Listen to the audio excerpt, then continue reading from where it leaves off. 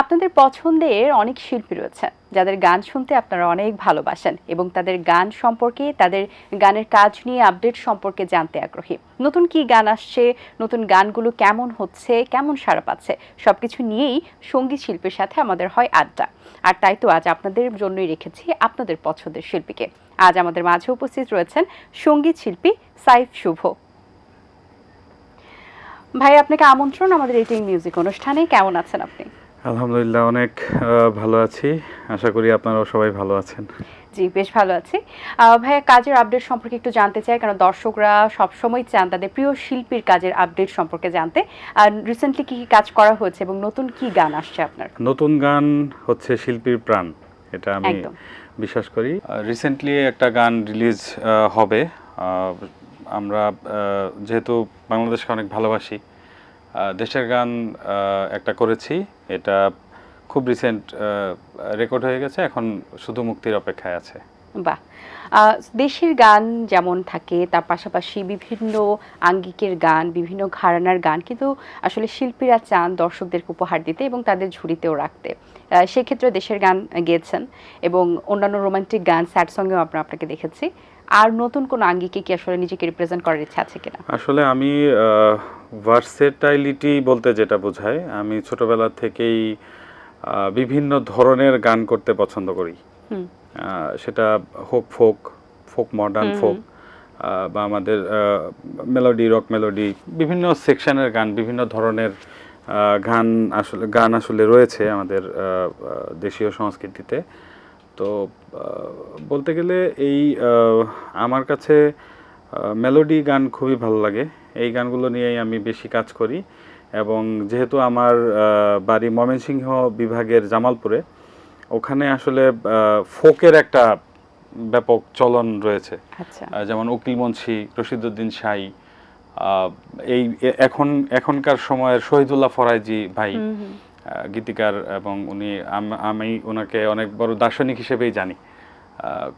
খুবই গুণী একজন লেখক। আমরা অনেকেই যারা দেখবেন অনুষ্ঠান জানেন, শহীদুল্লাহ ফরাইজি ভাই বারী সিদ্দিকী স্যারের প্রায় 90% গান উনি লিখেছেন। ওখান থেকে বেড়ে ওঠা, তো ওই জায়গা থেকে ফোকটা আমার খুব বেশি টানে, আর আধুনিক এটা নিয়ে কাজ করি। বেশ, যেহেতু গান নিয়ে এত কথা হচ্ছে, ফোক সঙ্গীত নিয়ে কথা হলো, তাহলে কি আমরা একটা ফোক সঙ্গীত শুনতে পারি কিনা? হ্যাঁ, অবশ্যই শুনতে পারি।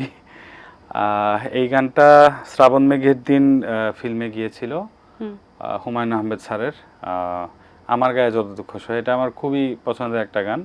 গানটা উকিল মুন্সির গান। পরবর্তীতে আমাদের প্রয়াত শিল্পী বারী সিদ্দিকী স্যার এটাকে রিঅ্যারেঞ্জ করার পরে সারা বাংলাদেশে একদম সবাই এই গানটা জানেন। আমি একটু চেষ্টা করছি এক দুই লাইন। আমার গায়ে যত দুঃখ সয়,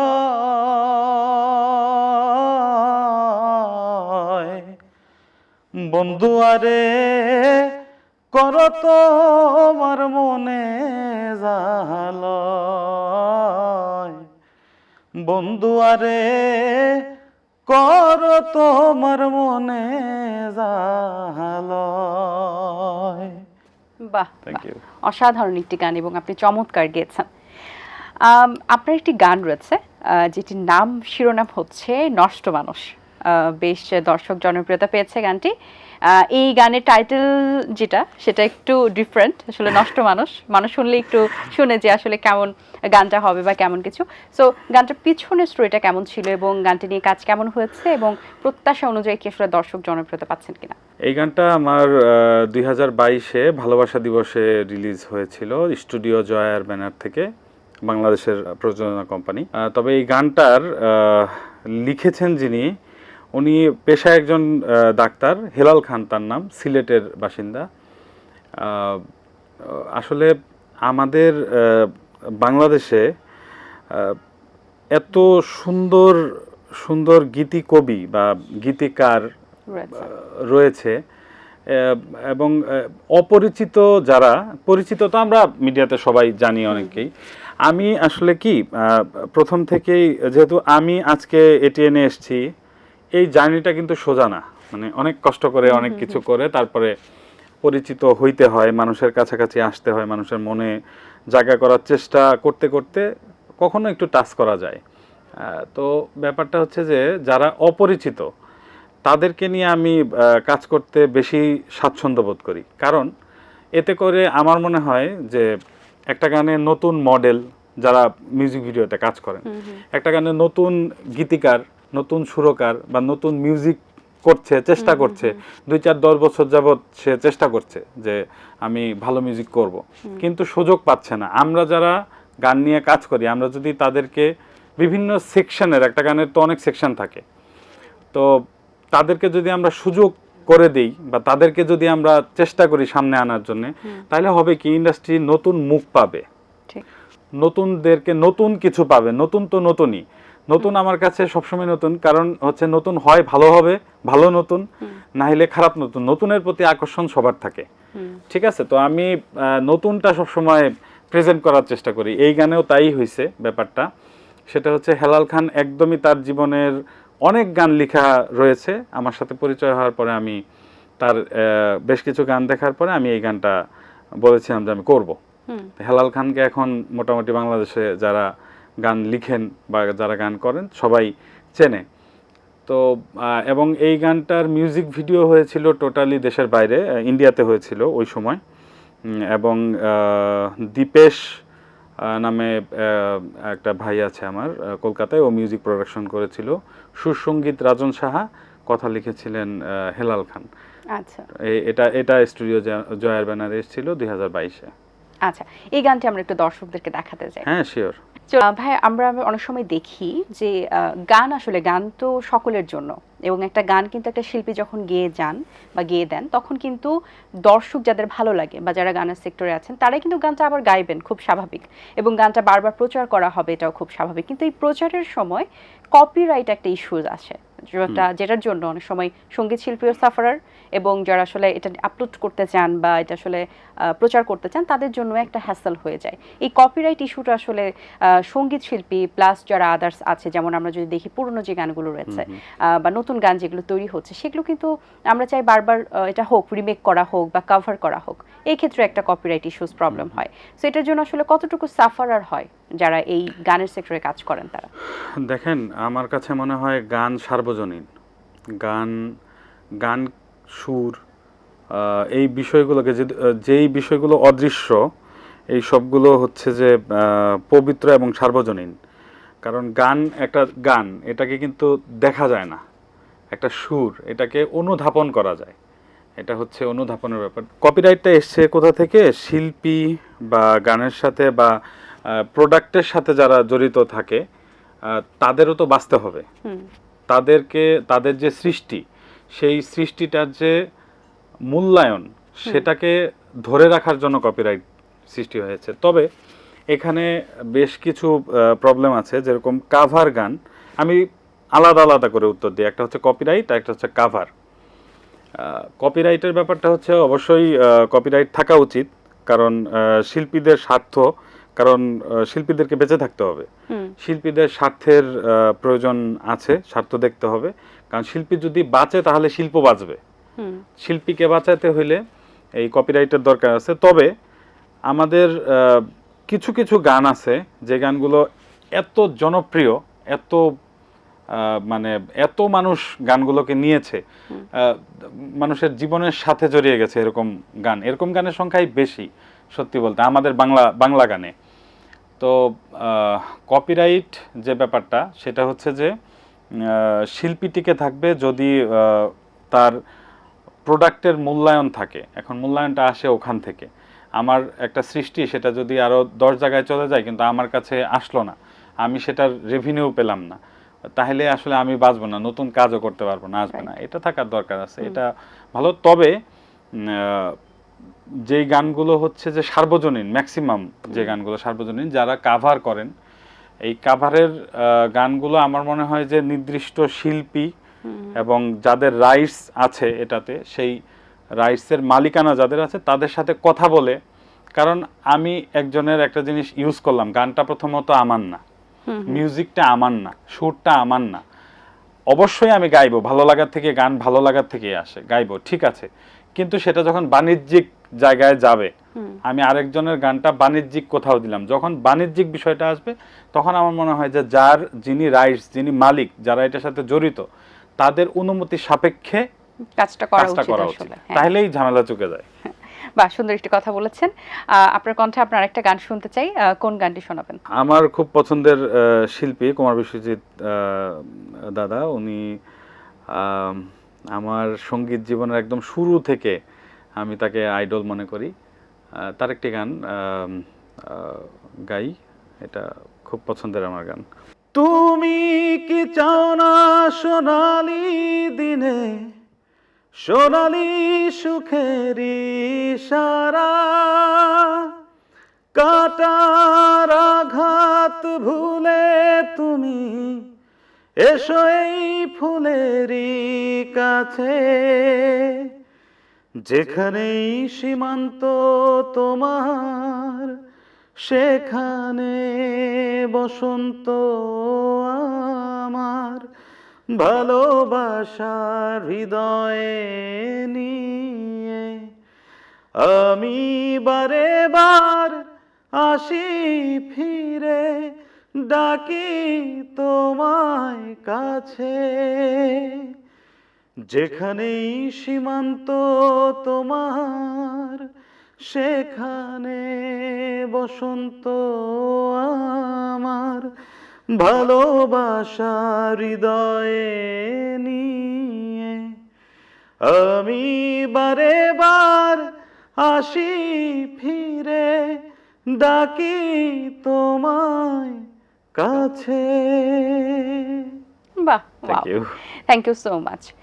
আপনি স্টেজ শো অনেক করেন, স্টেজ শো তো অনেক জায়গায় করেছেন, অনেক জেলাতে গিয়ে দিয়ে আপনি গান করেছেন। হ্যাঁ, দেশের বাইরে ইন্টারন্যাশনাল লেভেলেও গেছে। সবচেয়ে বেশি যদি বাংলাদেশে বলি, কোন জেলাতে গিয়ে গান করতে বেশ এখনো মেমোরিজটা মনে পড়ে, এবং প্লাস ইন্টারন্যাশনালে যখন আপনি বাংলাদেশকে রিপ্রেজেন্ট করেন তখন আপনার অনুভূতি কেমন কাজ করে? আসলে কি, বাংলাদেশের মানুষ হচ্ছে সঙ্গীত প্রিয় মানুষ, এবং গান দিয়ে বাংলাদেশের মানুষকে উজ্জীবিত করেছিলেন আমাদের স্বাধীন বাংলা বেতার কেন্দ্রের যারা শিল্পী ছিলেন সে সময়কার।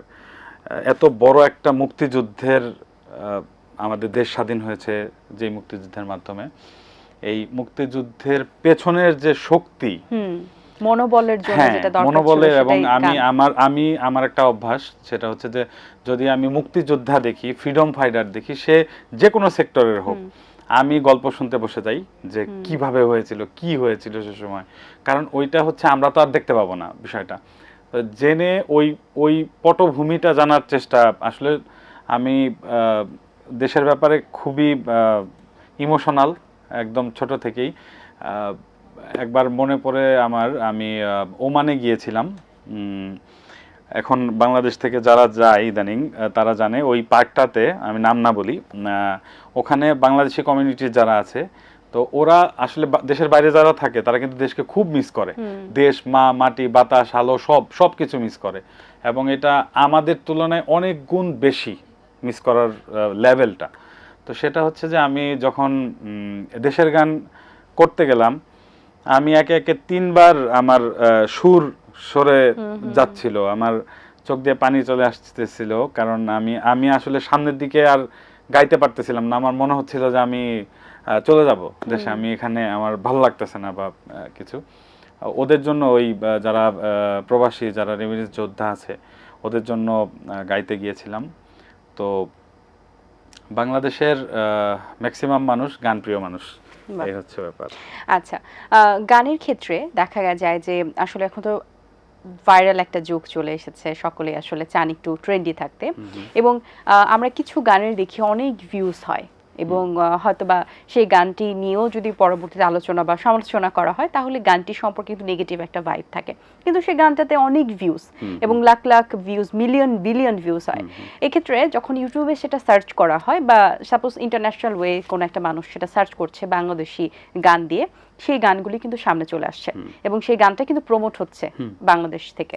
সো এখানে যে কোয়ালিটির একটা ম্যাটার করে এবং প্লাস ভাইরাল হওয়ার যে একটা ব্যাপার, এক্ষেত্রে অনেক কোয়ালিটিফুল যারা শিল্পী রয়েছেন বা যারা গান আসলেই বুঝেন বা গান প্রেমিক এবং তারা গানের কোয়ালিটিটা অনেক বেশি ম্যাটার করে গান করতে ভালোবাসেন, এক্ষেত্রে কি আসলে কোনো জায়গায় গ্যাপ তৈরি হচ্ছে কিনা, বা শিল্পীদের জন্য এই যে ভাইরাল হওয়া ট্রেন্ডের সাগর যে সবাই ভাসছে এবং ফেমাস গানগুলি মানুষ শুনছে বা ভিউজ বেশি যেগুলো সেই গানগুলি মানুষ শুনছে, এক্ষেত্রে কোয়ালিটিফুল যারা সিঙ্গার রয়েছেন, যারা আসলে গান প্রেমিক রয়েছেন, মন থেকে ভালোবেসে গান করেন, তাদের জন্য কি আসলে এটা একটা কমতির জায়গা থাকছে কিনা, কি মনে হয় আপনার? আসলে কি খারাপ জিনিসের দিকে মানুষের আকর্ষণটা বেশি থাকে এবং এই সুযোগটা কিছু একদম অল্প, এরা সংখ্যায় কিন্তু বেশি না, এই অল্প কিছু মানুষ এই সুযোগটা নিয়েছে এবং এটা তো আসলে চলছেই, আমরা সবাই জানি যে কোন গানগুলো। এখন আমি ব্যক্তি নাম ধরে বললে প্রবলেম হবে, আমি নাম ধরে বলতে চাই না, আমরা জানি যে কোন কোন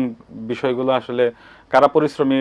আর যারা ভালো গান শোনে, মাঝখান দিয়ে আমি বলি, তারা কিন্তু ভালোটাকে অবশ্যই খুঁজে বের করবে। যেমন আমি কুমার বিশ্বজিৎ স্যারের ভক্ত, আমি বারী সিদ্দিকী স্যারের ভক্ত, আমি তাদের গান খুঁজে বের করব। আমি গ্লোবালি এআর রহমানের ভক্ত, আমি তার গান খুঁজে বের করব। আর যারা আসলে র্যান্ডম, তারা তাদেরকে এই যে বুস্টিং, তারপরে সোশ্যাল মিডিয়াতে যেরকম ভাবে আসে বিষয়গুলো, এগুলো আসলে কি আমাদের সংস্কৃতির জন্য ক্ষতিকর। কারণ কি, সোশ্যাল মিডিয়া হচ্ছে যে ইন্টারন্যাশনাল প্ল্যাটফর্ম, এটা তো আমাদের বাংলাদেশেও দেখা যাচ্ছে, সারা ওয়ার্ল্ড দেখতেছে। তো আমার মনে হয় আমি একটা জিনিস রিকোয়েস্ট করব, আমার যে গুটি কয়েক মানুষ আমার গান শোনেন এবং যে অধিকাংশ মানুষ বাংলা গান শোনেন, আমি তাদেরকে একদম হাত জোর করে রিকোয়েস্ট করব একটা কথা, সেটা হচ্ছে যে আপনারা এই যে যেই গানগুলো আসলে গান না বা ভালো গান না, যেটা শুনতে ভালো লাগে না, যেটা দেখতে ভালো লাগে না, যেটা অর্থ বহন করে না কোনো, সেই গানগুলো বা সেই প্রোডাক্টগুলো আপনারা শেয়ার করার থেকে বিরত থাকবেন। আমি এই জিনিসটা খুবই দেখে বিরক্ত বোধ করি। সেটা হচ্ছে যে আমরা একটা বাজে প্রোডাক্ট দেখতেছি, সেটা আবার হাসির ছলে আমরা নিজেদের টাইমলাইনে সেটাকে শেয়ার করছি, ট্রল করে শেয়ার করছি, কিন্তু তাতে হচ্ছে কি, তারা কিন্তু লাভবান হয়ে যাচ্ছে। আমরা যে শেয়ার করছি, প্রথমত আমার প্রোফাইলটা যদি মানুষ দেখে, ওখানে যদি এই ধরনের একটা কন্টেন্ট শেয়ার করা দেখে, that means this is my choice, আসলে ওখানে এটাই প্রকাশ পাবে যে এটা এই চয়েসের মানুষ, সে এটা থেকে বিরত থাকেন, এরা এমনিতেই নাই হয়ে যাবে। আর ভালো, সবসময় আমি বললাম যে ভালো গান যেগুলো, ভালো প্রোডাক্ট যেগুলো, এগুলো আসলে যারা ভালো গান শোনে, তারা ভালো গানটাকে খুঁজে বের করে। ওভাবেই আসলে যারা পরিশ্রমী শিল্পী, not only me but also অনেক আমাদের ইন্ডাস্ট্রিতে অনেক নতুন এবং পুরাতন আমাদের অনেক সিনিয়র শিল্পীরা আছেন, কলাকৌশলী আছেন, তারা পরিশ্রম করছেন এবং তারা ওইটুকু নিয়েই খুশিতে আছেন। আমি চাই যে আপনারা এই নেগেটিভ যে ভাইব ছড়ায় যে গানগুলো, যে প্রোডাক্টগুলো, সেগুলোকে শেয়ার করার থেকে বিরত থাকেন, তাইলেই ওরা হারিয়ে যাবে। জি, খুব সুন্দর কথা বলেছেন। আমরা বাংলা সংস্কৃতি, ভালো বাংলা সংস্কৃতির সঙ্গেই থাকবো সবসময়। সুন্দর কিছু গান শুনিয়েছেন, অনেক শুভকামনা রইল আপনার কাজের জন্য। আমরা অবশ্যই ভালো কিছু গান আপনার কাছ থেকে উপহার পাবো। ভালো থাকবেন সবসময়। অসংখ্য ধন্যবাদ আবারও। আপনাদেরকেও ধন্যবাদ, এটিএন মিউজিককে অনেক ধন্যবাদ। আড্ডা দিয়ে অনেক ভালো লাগলো। সবাই বাংলা গান শুনবেন, বাংলা গানের সাথে থাকবেন। ধন্যবাদ দর্শক, আশা করছি আজকের আয়োজন ভালো লেগেছে। আজ এই পর্যন্তই ছিল এটিএন মিউজিক অনুষ্ঠান। দেখা হবে আগামী পর্বে নতুন কোনো অতিথির সঙ্গে। সেই পর্যন্ত ভালো থাকুন, সুস্থ থাকুন এবং এটিএন বাংলার সাথেই থাকুন। সকলকে আল্লাহ হাফেজ।